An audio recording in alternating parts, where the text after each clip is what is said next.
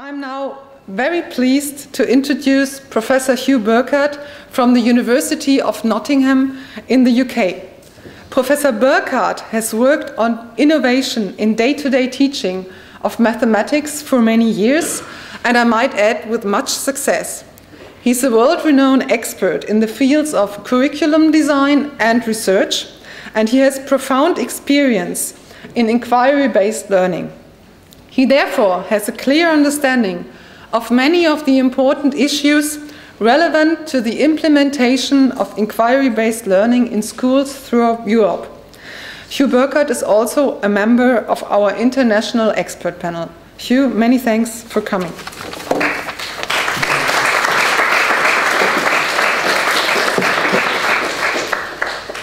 Thank you, Katja. It's hard enough following those kids in talking to you, but following that introduction as well. That's, can you hear me at the back? Yeah. Good.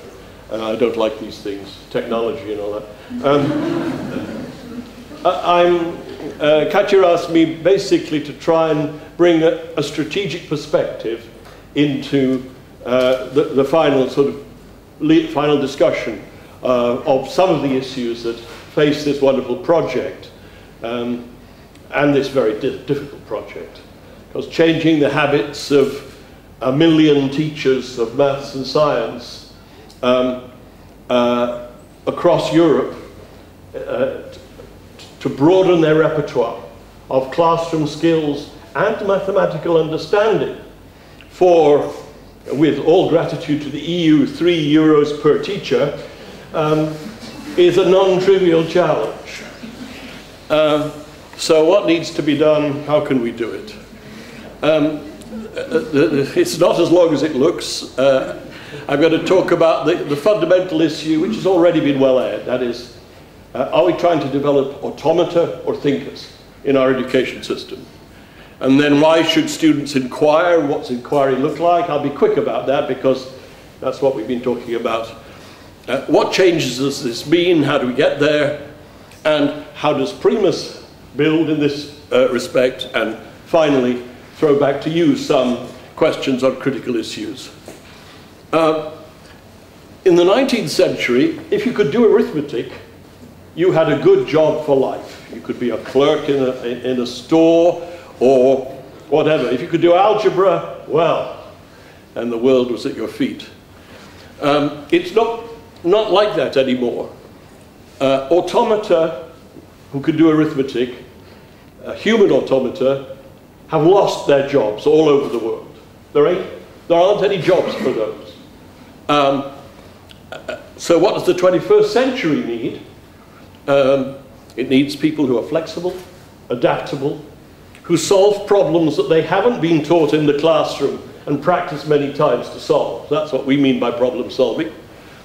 And who are self-propelled in their learning, because we leave school at 18 and university, and well, in Britain we do it very quickly, at 21 perhaps, but in more civilized countries they may take until they're 30.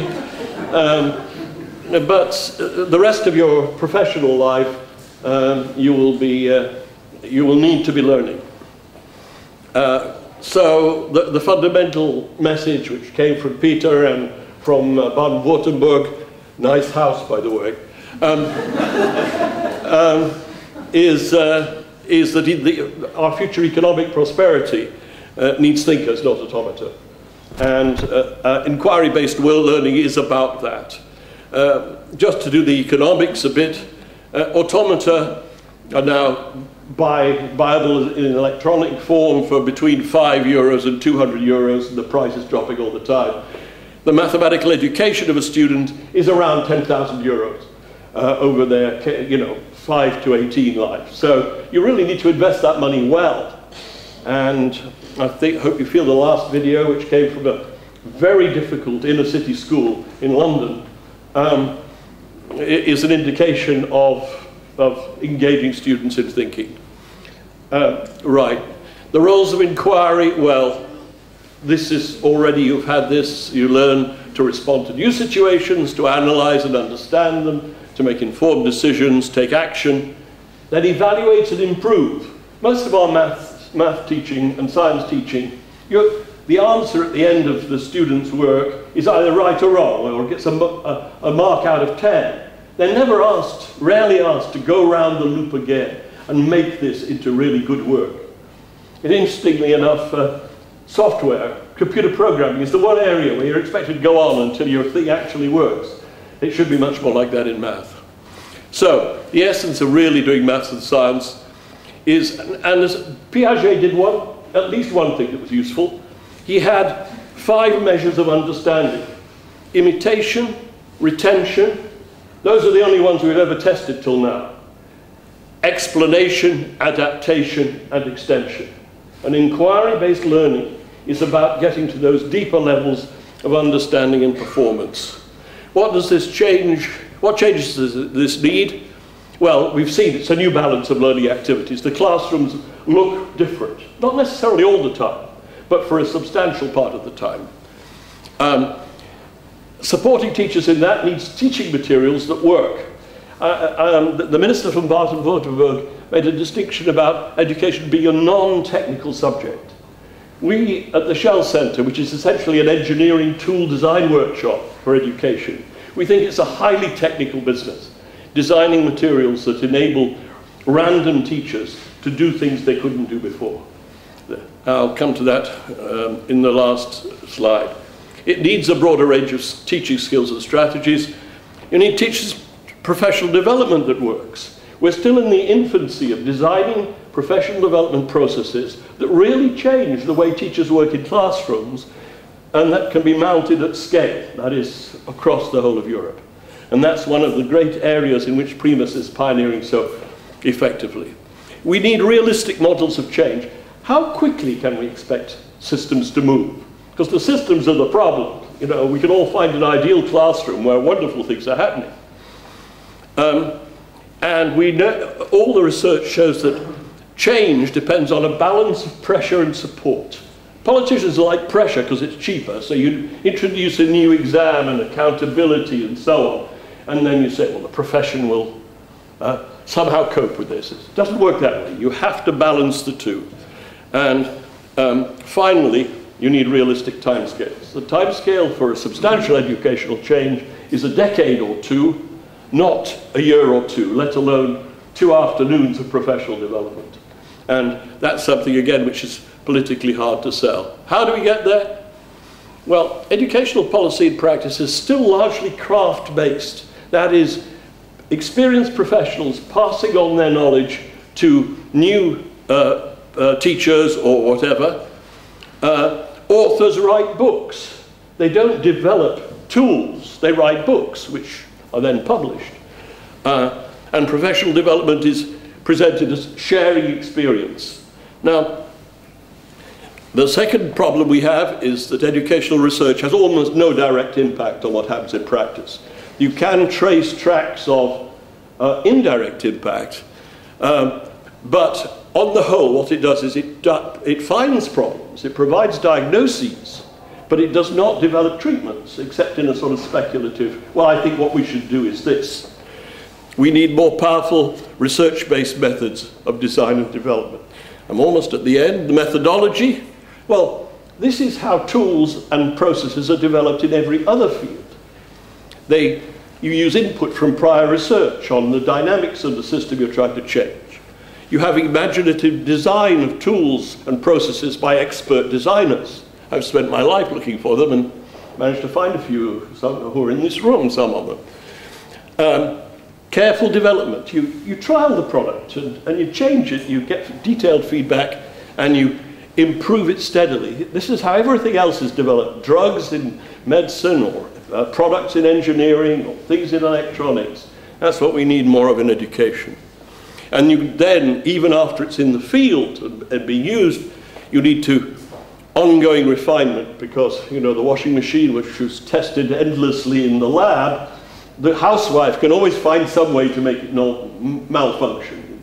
Real users, this is well known in product engineering. But these methods are still rare in education. Let me just have a go at the academic value system. These are the problems about what universities care about. They like new ideas over reliable research with replication and so on. They like new results over, yeah, I've just said that. They like trustworthiness. They like a nice, neat little study that's very good, rather than something which you could say, actually, we have evidence this works in most places. That's partly a question of scale. They like small studies over major programs. They like personal research over team research. These are the things that get you promoted in a university. They like first author over team member. They like disputation over consensus building. In education, it's very hard to get people to agree. Well, yes, we all know that that is true, because there's more mileage in disputation. They like journal papers over products and processes. So when your colleagues, when the policymakers see the colleagues in the universities not focusing on the problems they see as important, those are some of the reasons why. And we've done a lot of work to try and change that value system. These values hold back good, high-impact research and development. Primus builds on Lima, which is a previous EU project in professional development. It has the resources of the Freudenthal Institute, arguably the world's leading institute in maths and science education. Michael Gorman leads the group from there. We from the Shell Center, who regard ourselves as a small but potent rival of Freudenthal, with particularly focused experience of mathematics and teaching materials and professional development materials. The networks that Katja has talked about, and a large experienced team from universities and policy stakeholders. Finally, just let me throw a few questions at you. What I see as critical issues in the strategy of this game we're all playing, such an important game. Can we move the value system to give priority to system impact? Now, policymakers who are all in favor of that can have an impact in universities. The major way they do it at the moment is with money, because all universities are very interested in money. But the British government, in its research assessment exercise, the next round, impact is actually going to become one of the dimensions of research excellence, which is progress. Assessment. Long ago, I coined the acronym WYTIWIG, what you test is what you get. If you're in a country with high-stakes examinations, then what happens in most classrooms is very close to what's tested on the test. Not surprisingly. That's what teachers are judged by, and sometimes judged rather punitively. So, can we improve assessment so we have tests that are worth teaching to? And that will involve building inquiry into the assessment process. Policy, can we move EU and national policy to support effective methodologies, match resources to challenges, adopt realistic timescales? The EU is a lot better at that than our government is. But, you know, we're talking about 2020, which is fantastic. Set up sustainable structures to maintain work all carried out. Now, there is a weakness here. Projects last 3 years, and then, you know, you have to go through them. They're all one-offs. Really, both Freudenthal and the Shell Center have benefited enormously by a mixture of, I like to say, talent, low cunning. That's the most important talent in our field. I don't know how you translate it into other languages, but it's ingenuity in working the system, and luck.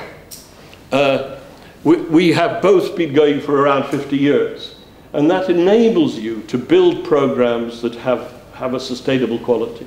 And institutes like that all over Europe could make a big contribution. Then finally, acknowledge education as a central topic for research and dissemination, which needs long-term effort and support. Just like medical research. Medical research 100 years ago was in the same lousy state as educational research is now. And things have come a long way since then. Okay, thank you very much.